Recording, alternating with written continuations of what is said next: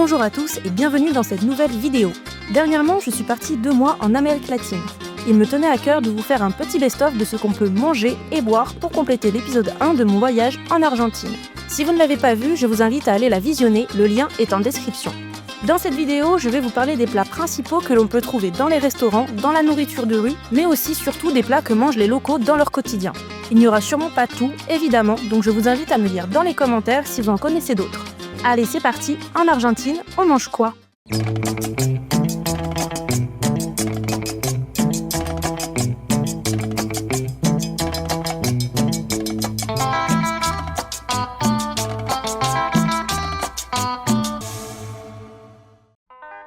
La gastronomie argentine est le fruit d'un mélange culturel riche, principalement influencé par les traditions indigènes, espagnoles et italiennes.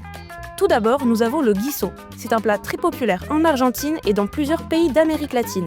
Le mot guiso signifie simplement ragoût en espagnol. C'est un plat mijoté, souvent préparé avec des ingrédients simples et nourrissants. Il existe plusieurs types de guiso, mais ils partagent tous des bases communes. Tout d'abord, la viande, le plus souvent du bœuf et parfois du poulet ou du porc coupé en morceaux. Il y a aussi les légumes et les féculents, donc lentilles, riz ou pâtes. Bien sûr, l'assaisonnement est très important. Le pimenton ou du paprika doux fumé est aussi très typique. Le guiso n'est pas un plat élégant, mais il est profondément lié à la tradition de la cuisine familiale et paysanne argentine. C'est un plat d'assemblage où chaque famille adapte selon ce qu'elle a sous la main. C'est vraiment délicieux, je vous le recommande. Les fameux empanadas. Présents absolument partout, les empanadas sont l'un des plats les plus emblématiques de l'Argentine, quasiment un symbole national de la cuisine populaire. Ce sont des petits chaussons faits de pâte fine, farcis d'une grande variété d'ingrédients, puis cuits au four ou frits. Les empanadas sont arrivés en Amérique du Sud avec les colons espagnols qui eux-mêmes s'étaient inspirés de cuisine arabe et méditerranéenne. En Argentine, elles ont évolué localement pour devenir un plat profondément enraciné dans la culture régionale. Dans le même esprit, le choripán est aussi un classique. C'est un plat populaire de rue en toute simplicité. Un sandwich de chorizo grillé servi dans du pain, généralement accompagné de sauce et parfois de quelques garnitures. Vous en verrez énormément n'importe où pendant votre voyage en Argentine. La milanesa, c'est un plat fondamental de la cuisine argentine. C'est en quelque sorte l'équivalent argentin de l'escalope panée européenne. C'est un héritage direct de l'immigration italienne du 19e et début du 20e siècle. On peut en manger dans n'importe quel restaurant, dans la rue, en Argentine encore une fois, mais c'est un plat très présent également au Paraguay et en Bolivie.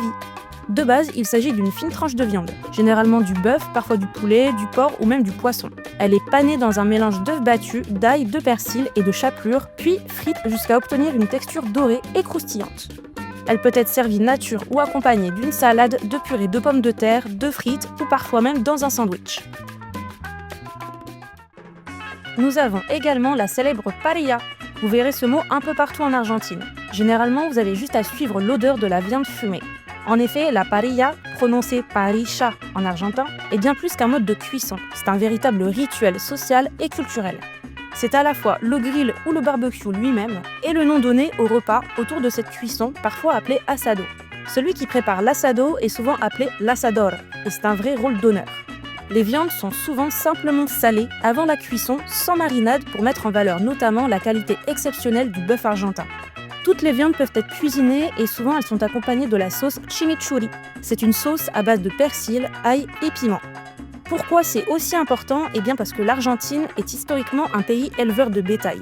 La viande de bœuf y est une fierté nationale associée à des valeurs de partage, d'hospitalité et de simplicité. En gros, faire une parrilla, ce n'est pas juste faire griller de la viande, c'est inviter à un moment de fraternité, de détente et de célébration de l'identité argentine. On passe maintenant au sucré. La pâtisserie argentine est fortement marquée par les apports espagnols, italiens et français, mais elle a su développer une identité propre, souvent centrée autour d'un ingrédient vedette, le dulce de leche. Le dulce de leche, littéralement confiture de lait, est une crème sucrée et onctueuse obtenue en cuisant lentement du lait avec du sucre jusqu'à ce qu'il épaississe et prenne une couleur caramel brun clair. Son goût est doux, crémeux et irrésistible. Son origine exacte est disputée entre plusieurs pays d'Amérique latine, notamment l'Argentine, l'Uruguay et le Chili. On le trouve presque partout dans les pâtisseries et les viennoiseries. D'abord, nous avons les alfajores. Il s'agit de 2 biscuits sablés fourrés au dulce de leche, puis enrobés de chocolat, de sucre glace ou de noix de coco râpée. Il en existe de nombreuses variantes régionales et industrielles. C'est plutôt pas mal pour les longs trajets en bus. Ensuite, rapidement, je vous parle quand même des churros. Très connus en France, les churros sont également très populaires en Argentine. Importés d'Espagne, ils sont souvent fourrés au dulce de leche et consommés au petit déjeuner ou au goûter. Enfin, nous avons les medialunas. Ils sont semblables aux croissants, mais ils sont plus sucrés et plus petits. Bien sûr, tout ça peut être accompagné d'un maté ou d'un café au lait. Le café, bien sûr, occupe une place importante dans la culture argentine, surtout dans les grandes villes comme Buenos Aires. Même si l'Argentine n'est pas un pays producteur de café car le climat ne s'y prête pas, elle possède une longue tradition de consommation influencée par l'Europe, notamment l'Italie et l'Espagne encore une fois. On y vient, le célèbre maté. Le maté a ses racines chez les peuples indigènes Guarani bien avant l'arrivée des Espagnols. C'était à la fois une boisson quotidienne et un produit sacré pour eux. Les jésuites au XVIIe siècle ont aidé à diffuser sa culture en établissant les premières plantations organisées de yerba, des feuilles séchées et parfois légèrement torréfiées. Le maté a de nombreuses vertus. Grâce à la caféine et à la théobromine, le maté peut avoir un effet léger antidépresseur en stimulant la libération de dopamine et de sérotonine. Le maté contient aussi des vitamines B1, B2 et des minéraux comme le magnésium, le potassium et le zinc, bénéfiques pour l'immunité. On le prépare dans un récipient spécifique appelé maté, qui est le même mot que la boisson, souvent fabriqué en calebasse, en bois ou même en métal.